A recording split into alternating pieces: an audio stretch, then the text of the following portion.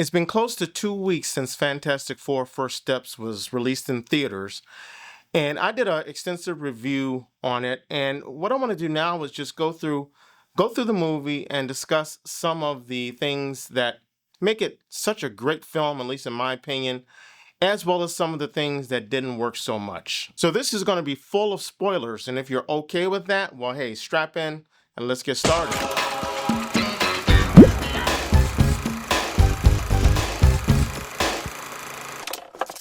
My first thing is a nitpick. The film starts off with the Fantastic Four having been in action already for 4 years. So my question is, why is the name of this movie Fantastic Four First Steps? Seemed like to me they could have done something like the Suicide Squad, where the first movie was called Suicide Squad, and then the next movie, the reboot, was called The Suicide Squad. So why not just call this The Fantastic Four? But like I said, it's a nitpick. We'll move on. I heaped a lot of praise on this film, and I'd say it's my favorite film of the year so far, with Sinners right behind it. But I'm seeing some reviews on YouTube complaining that there's not a lot of action in this movie, that Galactus isn't that great of a bad guy. He's kind of boring. I can kind of see what they mean, because we, the audience, have been groomed and spoon-fed to want action, action, action in all these films. I think about The Eternals. I felt the same way about that movie. I just remember that movie being a boring slog for the most part, with not enough action. But perhaps if I recognized the characters, if I knew the characters better, which I did not. I knew the comic book existed, but I didn't know those characters at all, hardly at all. If I knew them better, maybe that movie might have resonated with me more. In other words, if you're a fan of the Fantastic Four and you're going to see this movie, you'll probably be okay with there not being as much action as we're used to seeing, because we're FF fans and we're getting what we've waited for years, and we're more forgiving. Now, if you're unfamiliar with the FF, you might struggle a bit. Fact is, the film does have a couple of good action set pieces, but that's what made this movie refreshing to me, that it didn't rely so much on multiple action scenes. I think if you go into this superhero movie with the attitude that it plays more like a science fiction film, with some good action set pieces here and there, I think you'll find this film a lot more enjoyable. In the first act, we get a lot of setup. We learn that Sue is pregnant with her and Reed's son Franklin, which is a major plot point. And we see Reed working on a pet project where he's experimenting with teleporting an egg from one side of his lab to the other side, and he successfully teleports an egg. For Reed Richards, yes, working with teleportation and being successful with it, that would be a pet project. Soon after that, the Surfer comes to Earth and proclaims that Galactus will be on his way to eat the Earth. Now, what that means is he drains all of the energy from the Earth. He doesn't literally eat it like an apple, but it's still kind of up either way. So the Fantastic Four decide to go into intergalactic space to meet up with Galactus and try to talk some sense into him. And I gotta say, it was kind of refreshing to have a superhero team rely on negotiation first. This whole setup leads to what I believe is the action centerpiece of the movie. So the reveal of Galactus is just awesome. And there's a great little character thing that Reed does, or Pedro Pascal does, when Galactus stands up on their first meeting and he shows the team how immense and large he is. Reed takes a small little step back as his head tilts up as Galactus continues to get bigger and bigger. And that little step back, to me, I heard Reed saying in his head, "Oh shit." And it was just that little detail that was so cool, a little character touch that reminds us that these folks are just human beings who have powers. These aren't people who were bred to be superheroes by taking a superhero serum.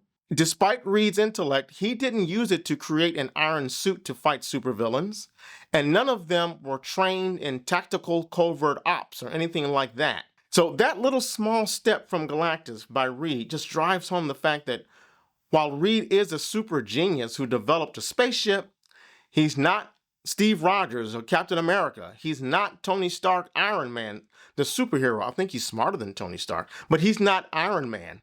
He's not a male Black Widow super agent. At the end of the day, he's just a really smart guy who developed the spaceship and asked his best friend to pilot his ship, and he invited his wife and brother-in-law to come along, as you do. He and his family are just people first that happen to have been imbued with superpowers. They are superheroes second, and that comes across in this film. Despite the fact that the people, the public, make them celebrities, these guys are people, they're family. This is what they are, first of all, and they are superheroes, second of all. So getting back to the scene in space, the script takes its time at this point to put the family dynamic on display, showing how they all contribute to this intergalactic journey. The script takes its time to show them docking with an FTL, a faster-than-light device that allows their ship to travel at light speed or warp speed, whatever you want to call it. And I just love the fact that we've got this family, which includes a pregnant woman, by the way, warping into deep space. This is what makes the movie true to the Fantastic Four from the Stan Lee, Jack Kirby Golden Age era, and why placing it in an alternate retro world, World 828, Earth 828, makes it work. Reed creating teleportation devices on a whim. A family that includes a pregnant woman warping into deep space. That was just a day in the life for superheroes in the golden age of comics, particularly in Marvel Comics. So it wasn't like that needed explanation, like I think it would need on Earth 616 MCU. In this comic book movie, you just have teleportation, you have flying cars, you have a family going into deep space and getting hit with cosmic rays with no explanation necessarily. And that's kind of true to the 60s comic books, the Marvel comic books. So these beats, like I said, probably wouldn't work in Earth 616 MCU, but they come off as totally acceptable in this truly comic book world. What follows in this scene with Galactus, the initial meeting, is a roller coaster ride of action. So what happens is Galactus tells the team, hey, it looks like you are pregnant. So what I'm going to do is I'm going to induce labor because I want your baby. And the reason I want your baby is because that kid has a lot of cosmic power. I don't know if you knew that or not, but what I'm going to do for you is I will leave your planet alone if you give me your son, because your son will be able to absorb the cosmic power that is all within me, that's making me this large planet eater and is torturing me. I want a normal life. This is all from Galactus now. I want a normal life. So give me your kid. He can become Galactus. I'll go back to a normal life and we're all good. I'll leave Earth alone. Well, Fantastic Four is like, no, we're not down with that, dude. So they try to get away, but they're followed by the Surfer at light speed. So you got that dynamic going. They're trying to escape Galactus, who wants to take their son, and Sue, like Galactus promised, goes into labor while they're under attack, while they're trying to get away from the Surfer to get back home. So much tension to this scene, and it made it just a brilliant scene. So in this act, the second act, it's not so much a superhero action, a lot of action, superhero fighting or battling. It's all about intellect. It's all about science fiction. And I love that. The whole traveling to light speed with Ben piloting the ship, getting to Galactus, and then trying to escape and going into a wormhole. It was almost like a little bit of Star Trek, a little bit of 2001. And I'm all into that stuff. So I didn't have a problem with not seeing them necessarily fighting their way out of this situation. I also love the attention to detail with the writers. Like when they have Johnny getting to, he goes to this part of the spaceship that has a laser cannon. Think of Luke Skywalker in the Millennium Falcon in the very first Star Wars. You know, the scene, don't get cocky, kid. I got him! Great kid, don't get cocky. Johnny starts shooting lasers at the Silver Surfer, and I'm gonna need some visual aids here. So this is my Norrin Rad, the real Silver Surfer. No offense, Julie Garner did a good job, but this is the real Silver Surfer. So when the Silver Surfer is chasing after the spaceship, Johnny is shooting these laser beams, and they warp around the Silver Surfer. Why? Because the writers are smart enough to say, hey, if they're traveling at warp speed, wouldn't that warp anything physical or warp light, bend it so that it wouldn't be as effective? Maybe we should play with that and make the suspense even greater in this scene. That's called good writing, people. That's how you make something that is kind of straightforward and linear. You make it more exciting, more tension, because I guarantee you, in any other movie, Johnny would have gotten into that seat, turned on the lasers and just shot the Silver Surfer, knocked her or him off of her board, and then the movie would have just gone to the next scene. Not this movie. This movie is too smart for that. How can you not appreciate that attention to detail? So now, how do they escape the Silver Surfer? So it's a little convenient, but they get her to fly into the gravity well of a black hole, and they use time dilation. Go check out Interstellar, Christopher Nolan's Interstellar.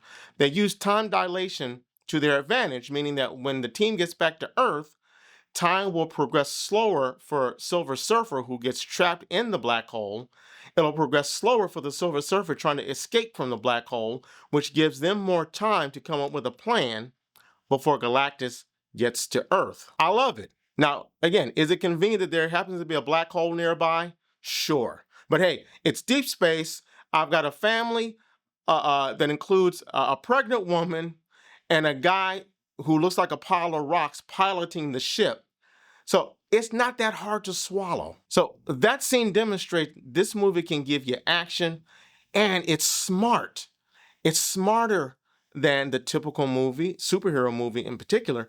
And this scene is just an example of how we may not get superhero action, but we get very cool sci-fi action nonetheless. Only thing I would have liked for them to have touched on is the fact that, there are no cosmic rays anymore, because they do go into an intergalactic deep space mission, and they did that before, and they got hit with the cosmic rays, and all of a sudden there's no cosmic rays to be found. I think about the second Tim Story Fantastic Four, Rise of the Silver Surfer, where I think the Silver Surfer attacks Johnny, and as a result of, I don't know, cosmic energy going through his body, whenever he touches the Thing or any of the other characters, he gains their powers and his powers go to them.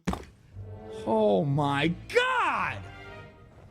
Come on! I'm not saying they should have done something as stupid as that, and it was stupid in the movie, but they could have done something like a little subplot, I think, involving cosmic rays. And I have some ideas, but I could talk about those in another video. Now, in the books, the story of Galactus coming to Earth takes place over 3 issues, known as the Galactus Trilogy. Issue number 48, and I have more visual aids. I happen to be the proud owner of, I'm going to make sure you can see it in the light, of that issue, and it is encased, and hopefully I will put my son through college with this. But this issue 48, The Coming of Galactus, issue 49, and issue 50, and they were published in the same year I was born. You go look it up. I'm not going to tell you how old I am. You figure it out. Now, it's a classic Fantastic Four story, but the FF defeat Galactus by a means that probably wouldn't fly on the big screen in a summer blockbuster. So the Watcher, as you can see here on the cover, the Watcher gets involved, even though he's not supposed to, but I guess he made a little, since the Earth was going to be destroyed and he loved humans, whatever. He sends Johnny to Galactus's ship in deep space. He tells Johnny to grab a device called the Ultimate Nullifier. And if you guys are in the Fantastic Four and you're geeks, you should be geeking out right now. So Johnny brings that back, gives it to Reed, and Reed determines that this thing could destroy the entire universe. So even Galactus doesn't want to with it. Galactus was like, all right, dude, my bad. You guys got it. I'm out. Peace. But I tell you what, Norrin Radd, because it was Norrin Radd in the books, Norrin Radd, since you betrayed me, I'm leaving your ass here on Earth. I'm going to put a shield around the Earth that you will not be able to break, and you can just keep your ass here for the rest of your life. How about that? So that's how it went down in the books. So like I say, while that story was cool for the comic books in the 60s, that wouldn't play well as an on-screen climax today. I believe that's why, one of the reasons why they changed it to where Galactus says he'll take Franklin and leave the Earth alone. Now, I love how they added that little tweak because it instantly raises the stakes as opposed to just having this big creature coming to Earth and saying he's gonna eat it, and they show him this device, the Ultimate Nullifier, and he goes away. But they raise the stakes, they add a little bit more human drama, and they create a conflict that can't necessarily be addressed with superpowers. They add a child into the whole back and forth.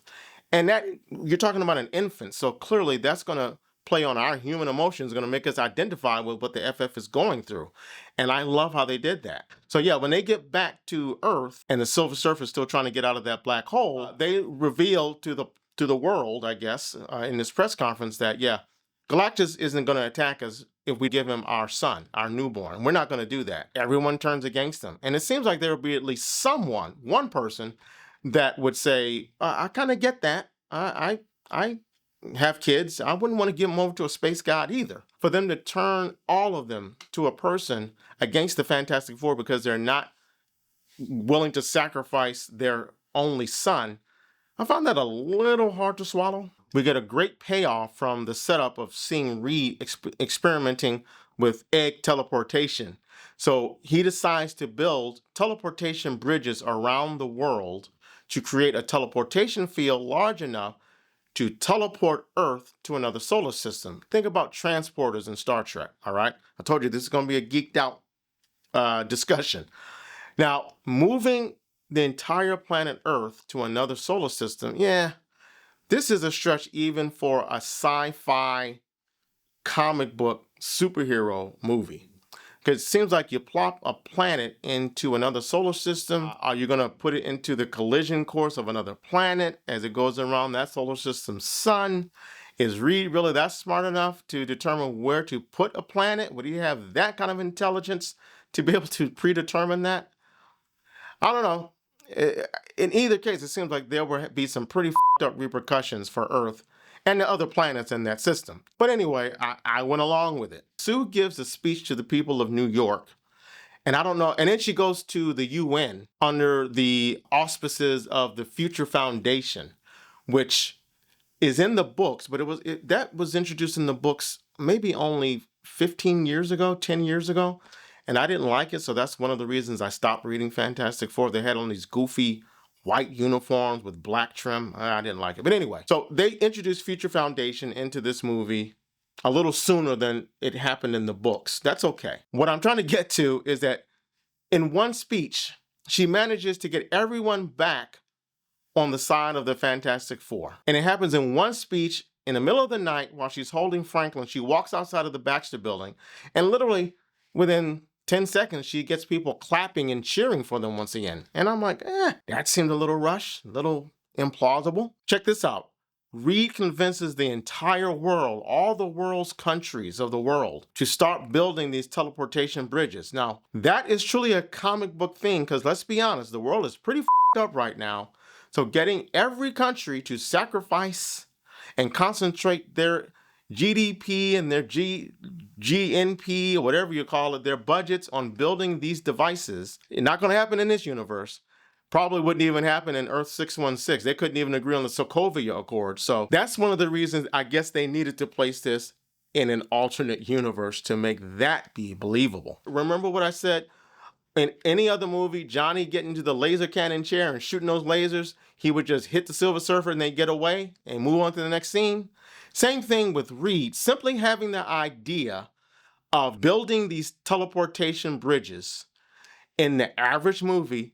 You just know, okay, that means it's going to work. So that's the rest of the story. That's where the story's going. But again, the movie does a redirection.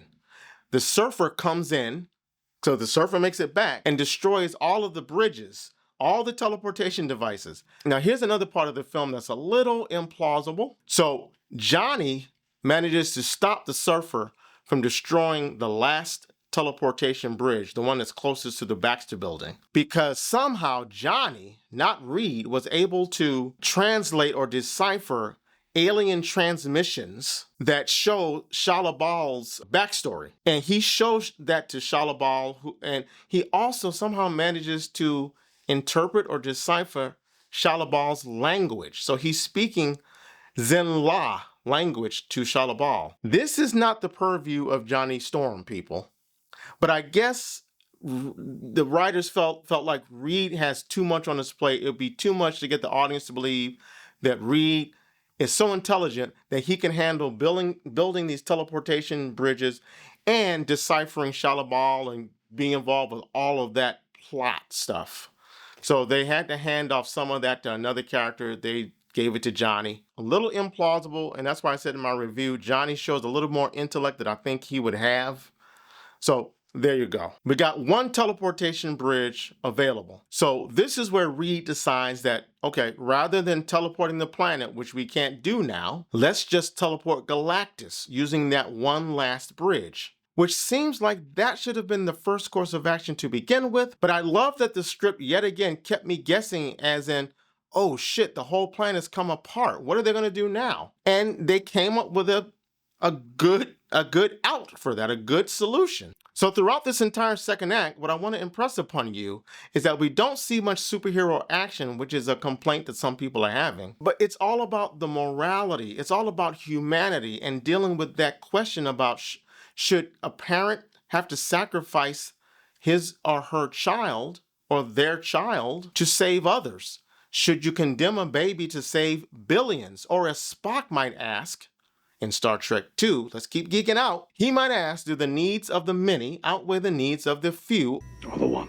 You knew that's where I was going, some of you, I know. So I just found that conundrum to be very interesting and thoughtful to deal with in a blockbuster summer movie. So again, this second act is all about science fiction, about showcasing Reed's intellect, and about showcasing some humanity, right? And it made this act just as compelling for me by doing that, going that route, as opposed to putting so much emphasis on CGI battle action and placing more on human drama. Now, please don't get me wrong.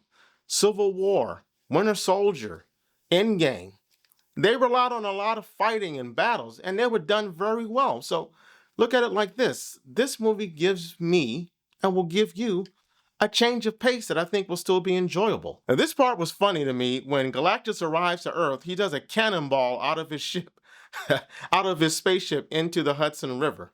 Not the most elegant way for a godlike cosmic entity to make an entrance. At the beginning of the movie, of this film, we see a clip of the Thing doing a cannonball into the river from the Fantastic Car to pull in a really huge stranded ship to shore, which I don't know if the Thing is that strong, but anyway. So I'm not sure if there were parallels or intentional parallels between Ben and Galactus in both of them doing a cannonball. Another thing I liked about this final act where we have our battle, I like the fact that unlike Superman, and I'm not even talking about that other movie that came out a couple weeks ago, I'm talking about the Snyder sociopathic Superman. Unlike him, the Fantastic Four makes sure that Manhattan is evacuated, or at least the broad area where they lead Galactus to is evacuated before they start tearing up shit. So this final act contains another action set piece which worked well for me. Sue uses her energy fields, her force fields, to push Galactus back onto the teleportation bridge, which opens up a wormhole to transport him to another universe or another galaxy or whatever. So others have complained that Sue is nowhere near powerful enough to accomplish that. And I can see that argument, but I will point out that during John Byrne's Fantastic Four run in the comics, Reed determines that Sue's powers are nearly limitless, and she is by far the most powerful and deadly team member. At one point in the comic books, she and Reed get pregnant again. And it's kind of a tragic and very deep subject to deal with in a comic book, but John Byrne's Fantastic Four did that quite often. So Sue has a miscarriage, and then the Psycho Man, one of Fantastic Four's roster of villains, manipulates her or controls her mind and opens up a frightful alter ego named Malice. And Sue, when she becomes Malice, she wrecks shop.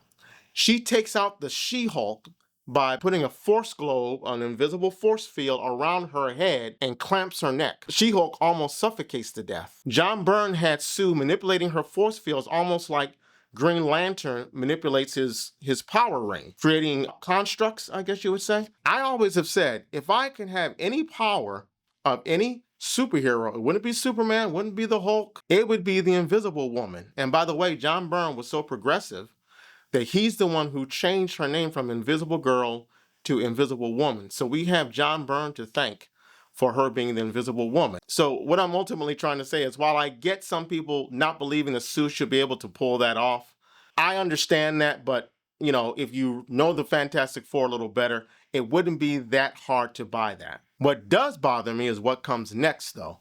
So Johnny prepares to sacrifice himself by giving Galactus one last push into the teleportation bridge to trap Galactus.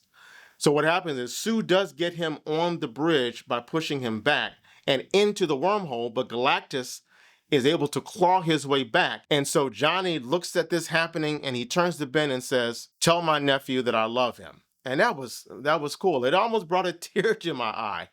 And that's what made me say, this Johnny is much more mature in one film than he was in the comic books. It took him years and years, and it was John Byrne again that kind of developed that character. So this was a very noble sacrifice, and it's arguably not really earned in this point of the Fantastic Four film franchise. But here's where it gets a little unbelievable. Shada, the Silver Surfer, prevents Johnny from sacrificing himself.